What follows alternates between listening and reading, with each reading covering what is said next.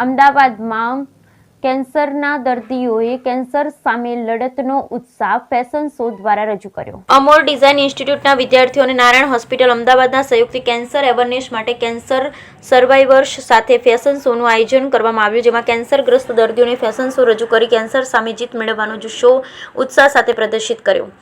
Narayan hospital અને અમોર design institute સાથેના અનોખા સહયોગમાં હોસ્પિટલે તાજેતરમાં કેન્સર જાગૃતિના સૂત્રોથી શણગારેલ વિદ્યાર્થીઓ દ્વારા ડિઝાઇન કરેલ વસ્ત્રો દર્શાવતી રેમ્પ વોકનું આયોજન કર્યું.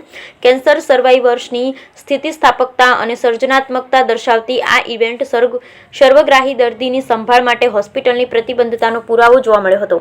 અમોર ડિઝાઇન ઇન્સ્ટિટ્યૂટના 40 ડિઝાઇનના વિદ્યાર્થીઓએ કેન્સર સર્વાઇવર્સને વિનર્સ તરીકે અને કેન્સર સામે લડી રહેલા દર્દીઓને ફાઇટર્સ ગણાવી તેમના માટે ગાર્મેન્ટ્સ ડિઝાઇન કર્યા હતા. વિનર્સ માટે પર્પલ રંગના ગાઉન જ્યારે ફાઇટર્સ માટે સફેદ રંગના ગાઉન બનાવવામાં આવ્યા.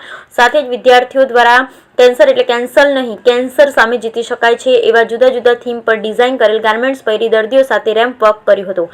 આ પ્રસંગે નારાયણ હોસ્પિટલ અમદાવાદના facility director Hemant Bhatnagar, surgical oncologist doctor Ronak Vyas સહિત ડોક્ટર્સ અને મહાનુભાવો ઉપસ્થિત રહ્યા હતા. Bureau report Sanjeev Rajput, Ahmedabad.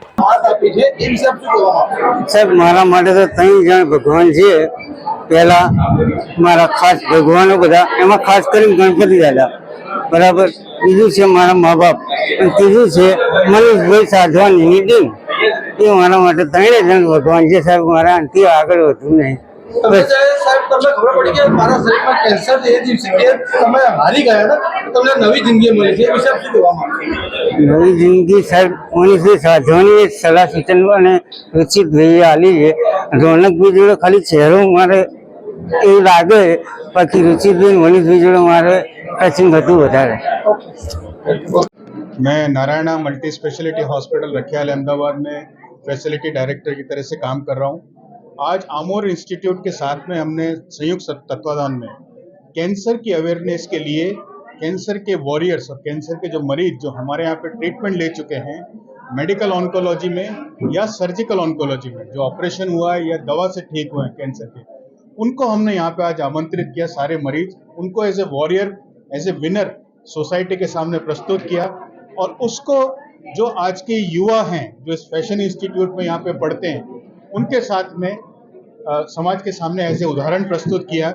हमने साथ में इसमें जो डॉक्टर साहब की टीम है, डॉक्टर ऋषभ कोठारी जो कि हेड मेडिकल ऑन्कोलॉजी डिपार्टमेंट के हैं, डॉक्टर ऋषित जो डॉक्टर रौनक व्यास जो कि हेड सर्जिकल ऑन्कोलॉजी हैं, और इनकी बाकी टीम को भी यहाँ बुलाया.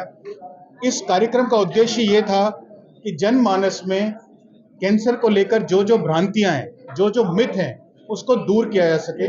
और दूसरी बात, तन की सुंदरता हर व्यक्ति के लिए जरूरी होती है. मोड़ा का कैंसर बहुत ज़्यादा तेजी से फैल रहा है तंबाकू के कारण या अन्य कारणों से. स्त्रियों में ब्रेस्ट कैंसर हो रहा है. तो लोगों में ये मिथ्या होती है कि ये ऑपरेशन करने के बाद या कैंसर कराने के बाद